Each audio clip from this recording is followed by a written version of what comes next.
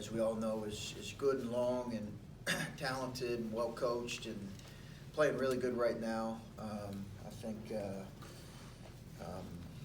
kind of expected that a little bit, that they would be galvanized after a couple departures. They're really playing well. So playing with great chemistry, great confidence, and Cowan is leading the way as he's done for a couple years now. Fourth year kid who's been a really good player for a long time. But it's not just him. Jalen Smith is playing really well, and then they've got guys like Wiggins and they've got a really good way about them right now. Questions? You said after the game a couple of times you wanted to look at the tape before you came to any real big conclusions about a lot of things. As you've digested that and looked ahead now, what have you learned about your team from the Wisconsin game that you think you can build on, you can use to help you win on Tuesday? Yeah, I did some good things. I thought overall we did some good things in the game. Did not, we're not able to make enough plays there late. The offensive rebounds really hurt us. You talked on your radio show about how your guards haven't been in some of these situations and they're in different roles. How have you seen them, I guess, work on that in practice? And how do you, aside from actually doing it in some of these games, how do you do that? How do you get that? Yeah, we're trying to do some things in practice where we're putting them in some of those situations, late games, and see if they can make or just coach them through making some of the right reads and some of the right plays. There is an experience element to it, but as coaches, I think we've got to get them as much experience as we can with those situations, because they're going to come up for sure. Chris, what's the latest on Kyle? Yeah, Kyle is day-to-day, game-to-game. I'm not really ready to make a statement on tomorrow's game with him. We'll see after today, but obviously it's a short turnaround after surgery, so we'll see. Has he been cleared for contact at this point, or no? He's today. It looks like we're going to see how he is today. He could potentially do some things today, but a lot of that's going to be based on his pain tolerance. When you looked back at the film, was your game against Wisconsin better or worse than your initial impression of the game was?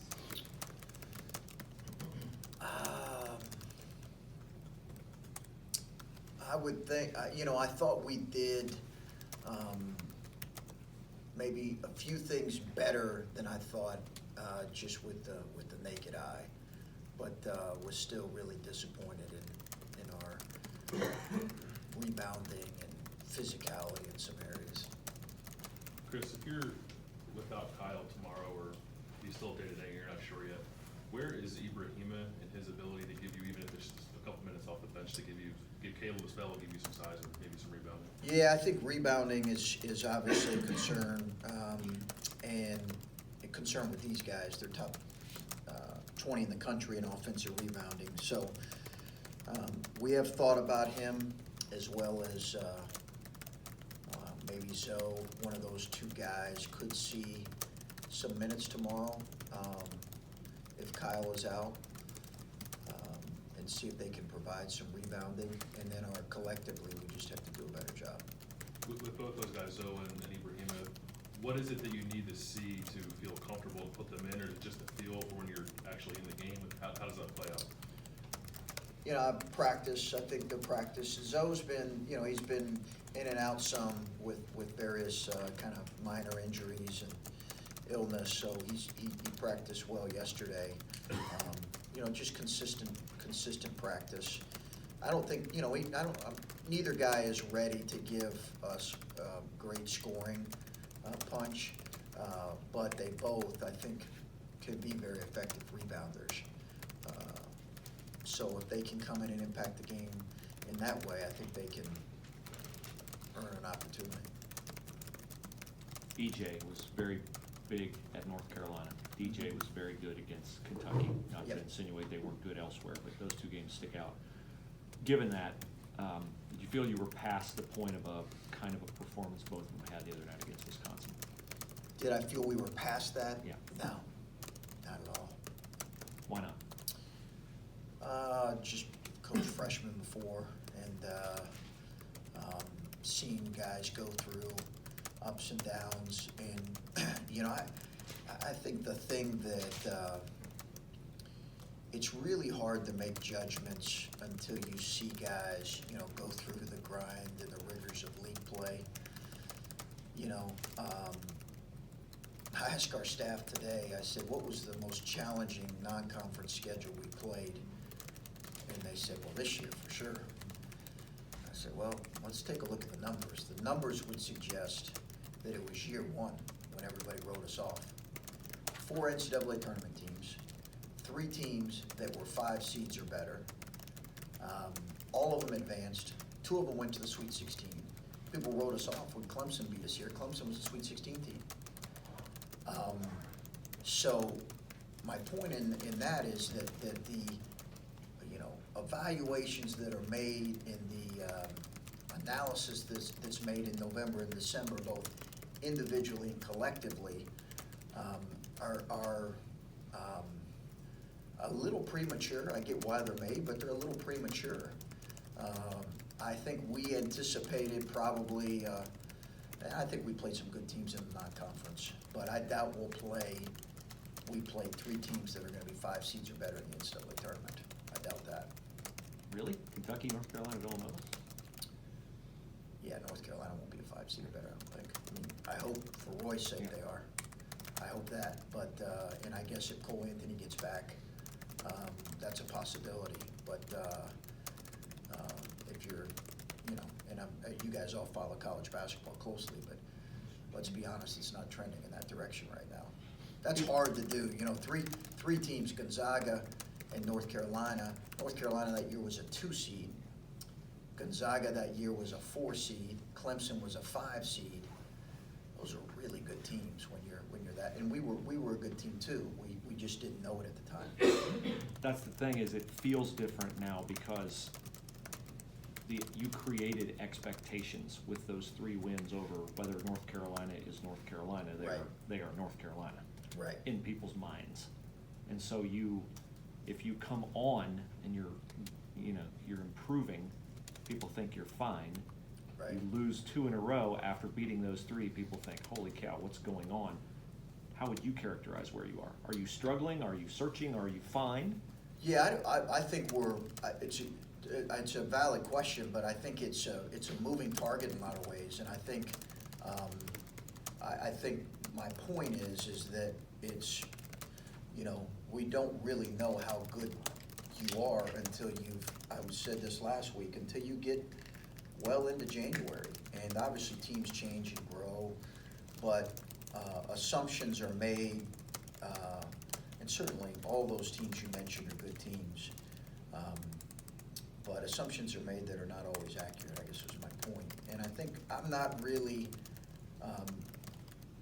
I'm really just assessing us from day to day and how we're moving forward in the target areas that we need to improve in. Beyond that, the wider scope of things, I'm not really concerned with right now.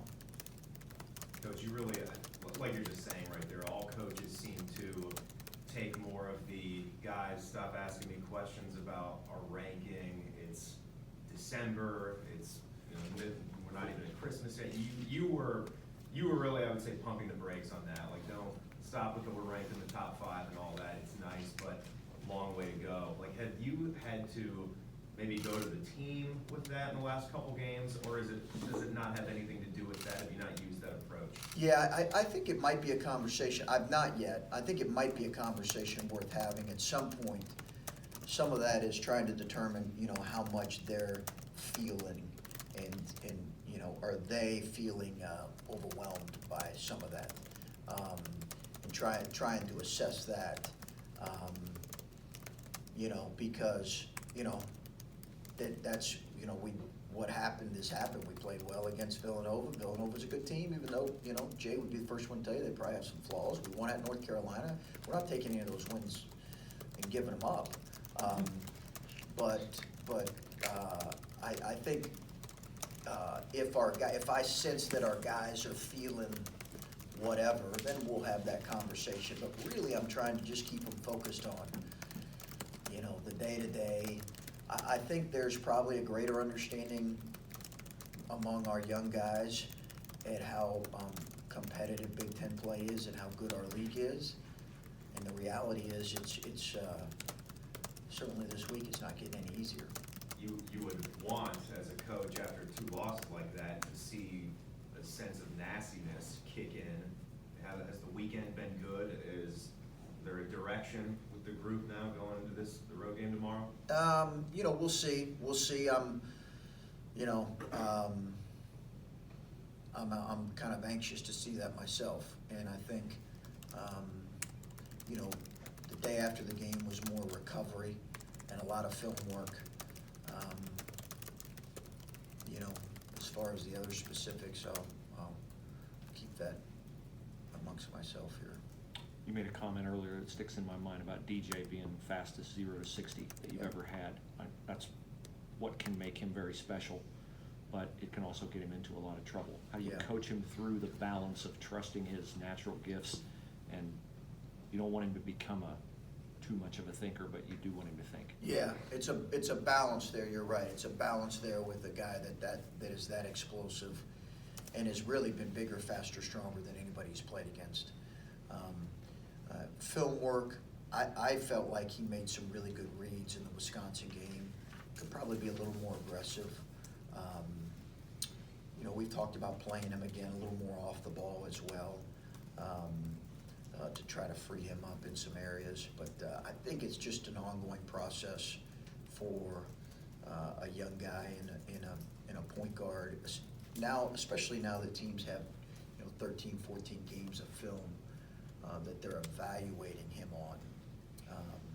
So they see tendencies, they read tendencies, and they game plan, and they've certainly done that. You guys have done a better job this year getting to the free throw line for the most part, but the last 2 games in the stretch you haven't. Has that been a case of them taking away something? Are you guys not being aggressive enough with the ball in some of those situations? Probably a combination of both. You know, probably, I thought we got there a lot in the West Virginia game, did we not? I think in the last 5 minutes of the last 2 games, I think you only got to there once. Okay, yeah, last 5 minutes, yeah. Yeah, sorry. Yeah, yeah, I think we've got to do a better job of it. You know, coaching and playing, getting downhill. We do. And I think, you know, probably not as many fouls called in league play, and we also played a team in Wisconsin that doesn't foul a whole lot. And a little of an inside baseball question, but I've had a lot of people ask me, when you run your offense, you have your forwards handle the ball a lot, sort of away from the basket. And I know some of that is you like to facilitate things through Caleb, but has that been the primary reason for that, or is that a schematic thing that you like about this season? Just a question I've gotten a lot. What's the question? Help me understand that. Your forwards seem to facilitate some of the offense, or you move the offense through your forwards on the perimeter as opposed to having guards handle the ball as maybe quite as much. Is that based on personnel? Is that just, I don't know, like I said? Yeah, you know, we've yeah, I mean, I think Caleb's a guy we try to run offense through some because of his skill level and his ability to kind of read the game and play through him a little bit and open the basket as much as anything. I think that's why 95% of teams in college basketball play with their bigs sometimes on the perimeter to open the rim area. You talked before about the balance of coaching Dwayne and what you want Dwayne to do. So since he's been back from his injury, sort of when you're looking at his game, what's been different about his efficiency that sort of led him to take maybe shots that you might not want to? He's been too antsy. He's forced the issue too much, and not been as disciplined as he needs to be. And we need to coach that, and he's got to embrace that better. He's got to become more efficient than what he is. He's got the ability to score. He's got to be more efficient.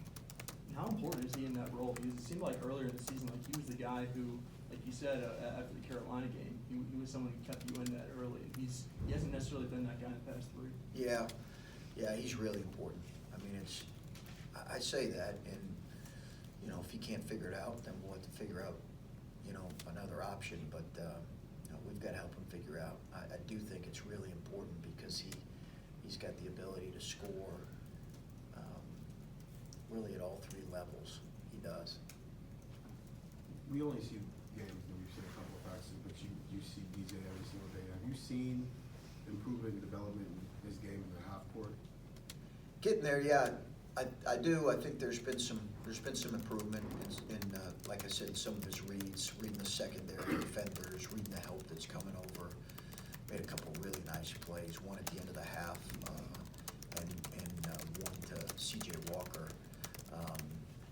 That were like real steps forwards. It's some of the careless turnovers that I think he can prevent that we've got to continue to work with him. And I think this is around the time last year where Dwayne and Luka also started to kind of hit that wall. Why is the first couple weeks of January kind of like where you start to see freshmen kind of tail off a little bit? You know, I don't know. I don't. Maybe it's upgrade and consistent competition that exposes some things. You know, both. You know, I'm not sure, but that would be my first guess. Teams that know your personnel more. CJ said that his impression was you worked them really hard to try to wear them down in practice yesterday, and then did some 4-minute scrimmaging at the end to simulate crunch time. How tough is that to work on this year, especially when you've got a quick turnaround, especially when you're worried about rest and recovery, as you talked about earlier? Yeah, we'll go lighter today. That wasn't necessarily my intent. We just wanted to work on some late game situations. But we'll go a little bit lighter today and try to continue to work on some of those things. But, you know, that's a balance this time of year, as it always is, between getting better and also having your guys fresh for games. Is that especially tough when you've got a mixture of veterans and as you were just talking about, freshmen who are still getting used to the rigors of a season like this? Yeah, I think it's a constant conversation with you and your staff on time on the floor, how much are we hitting, how long are we going, and there's a mental toll and a mental fatigue too that you're constantly trying to get a feel for with your group. That is, you know, I chuckle sometimes when teams, you know, when they talk about you know, high major leagues versus, you know, a team from a mid-major league that's you know, got a 15-3 league record. The reality is in the mental grind and the mental toll that really high level leagues take on you. There's a cumulative effect of that, and we got to be a resilient bunch. I think if you're going to weather those, you got to be a resilient bunch. Do you buy into the concept of a red shirt having rust on them because they didn't play in games? And if so, has CJ knocked it all off at this point? I think so. Yeah, he wouldn't want to point to that as any excuse for anything. And I think by now, yeah, I think he's played enough games to where he's played really well in some games, but played enough games where that's not an issue. Do you need more out of Andre lately? You know, I thought Andre was really good in some, I told him that. I said, you know, we eliminate one of his second half turnovers. He has a really good floor game, 3 assists. You know, we eliminate one turnover, 9 points. Could have rebounded a little bit better, and we need him to continue to, we need him to be a lead defender for us. So you always want the optimal from your seniors, so I'm probably always going to answer yes to that, but I thought he had a pretty good floor game. What do you need to see out of Alonzo for him to get more minutes? Rebound and take care of the ball. Yeah, rebound and take care of the ball, and he's got to understand transition defense a little bit better. I mean, that's a little bit specific, but that would be my answer. You mentioned Jalen Smith earlier. It seems like his skill set, that blend of size and athleticism, is something that Caleb's offseason work, that's the kind of player that this would test, those changes. Yeah. Is that a matchup you're looking forward to? I don't necessarily go into games looking forward to matchups one way or the other, but I will say that I think his mobility helps him for sure with a guy like Jalen Smith, who is long and lean and slender and moves well and slips out of ball screens, and his length is such a factor. I do think that there's no question that Caleb's change helps him with guys like that. Our league is full really, really good. I've never been a part of a league with this many good elite big men, ever. I mean, not even close. You go on down the line of Big Ten bigs, it's a joke how good the 5 men are in this league. So he's gonna have a lot of those every night. I'll ask about Cowan then. Seems like maybe Luther would be a natural defender for him, but they've got bigger guards at the 2 Yeah, and the 3 that might make it harder for, yeah. Walker or Carton to guard one of their bigger guards. I don't know, just a tough situation there. Just, I assume you'll rotate a lot of guys, but what are the keys in your mind to keep him from having a Cool. huge game against you? Great at getting to the free throw line, great at getting in the seams of your defense, jumps into you, creates free throw opportunities, can spray it really well. Obviously, everyone in here, I'm sure, knows what he does late in games, and late in possessions for that matter. We'll rotate multiple guys on him if we can. You're right, their wings are big, so Luther might see him some, but we'll see. Thanks, Chris. Thank you. Thank you, Chris.